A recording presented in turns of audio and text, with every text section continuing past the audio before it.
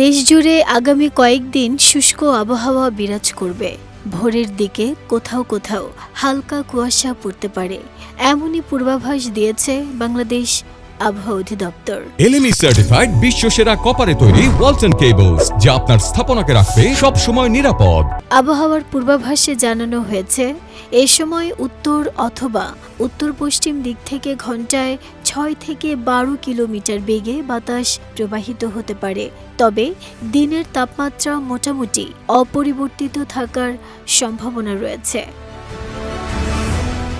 আবহাওয়া অধিদপ্তরের তথ্য বলছে, ঢাকায় সর্বনিম্ন তাপমাত্রা রেকর্ড করা হয়েছে 16.5 ডিগ্রি সেলসিয়াস।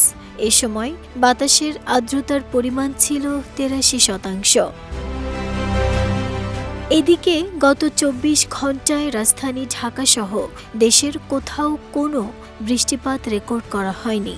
আবহাওয়াবিদরা বলছেন, চলতি সময়ে শীতের অনুভূতি ধীরে ধীরে বাড়তে পারে, বিশেষ করে রাত ও ভোরের দিকে।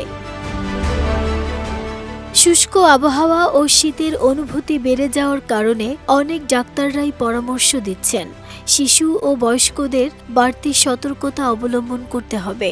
শুষ্ক আবহাওয়ার কারণে অনেকেরই ত্বক ও শ্বাসতন্ত্রের সমস্যা বাড়তে পারে, তাই সকলকে পর্যাপ্ত পানি পান ও প্রয়োজনীয় সুরক্ষা নেয়ার আহ্বান জানিয়েছেন তারা।